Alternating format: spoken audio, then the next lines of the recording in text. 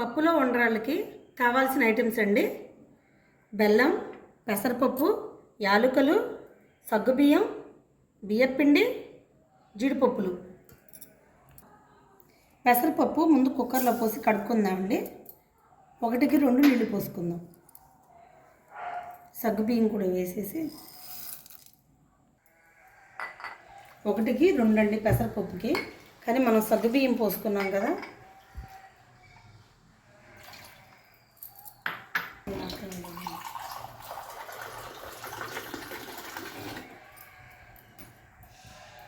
సగ్గుబియ్యానికి ఇంకొంచెం extra పోద్దామండి. 1 cup.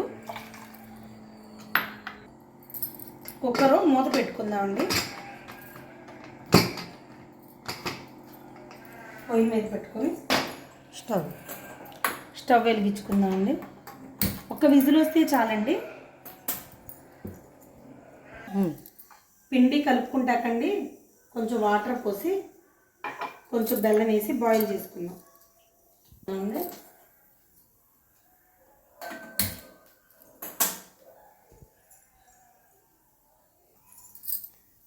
కరిగిందండి. పిండి కలుపుకున్నాం. ఇప్పుడు పిండి పోసుకున్నాను, వాటర్ పోసుకొని కలుపుకున్నాము. ఇలా పాకం వాటర్ పోసుకొని కలుపుకుందామండి. పిండి ఇలా కలిపేసుకోవాలండి. మనం కలుపుకున్నాక చిన్ని ఉండ్రాళ్ళ చేసుకోవాలి.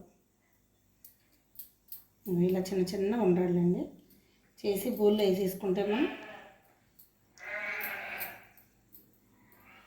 ఇలా చిన్న ఉండ్రాళ్ళ చేసుకోవాలండి.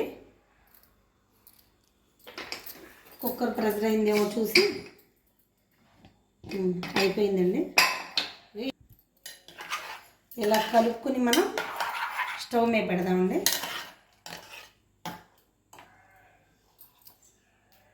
కొంచెం గట్టిగా ఉంది కదండి, కొంచెం వాటర్ పోసుకొని మనం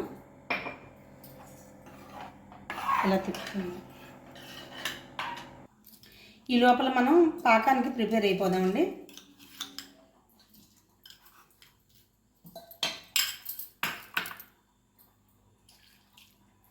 స్టవ్ వేసి పెట్టేసుకుని ఈ లోపల జీడిపప్పులు వేపుకుందామండి. మనం ఈ లోపల కొంచెమే కదండి, కొంచెం చాలు. మీరు కిస్మిస్లు కూడా యాడ్ చేసుకోండి. ఈలో పప్పు ఉడికిపోయింది కదండి, మనం ఇలా చిన్న ఉండ్రాలు చేసుకున్నాము, అవి ఇందుట్లో వేసేసుకుందాము.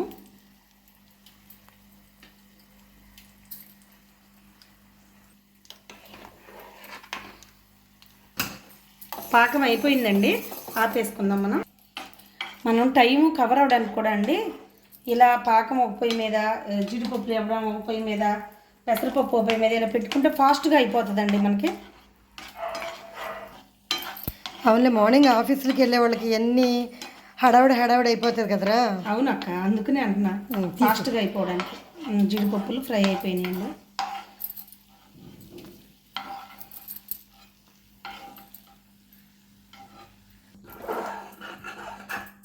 ఉడికిపోయిందండి. ఇప్పుడు పాకం పోసేద్దాం. మనం బెల్లం పాకం పోసాం కదండి, ఇలా తిప్పేసుకొని ఈ యాలకుల పొడి పోసేసుకున్నాం. యాలకుల పొడి వేసుకున్నాక జీడిపప్పులు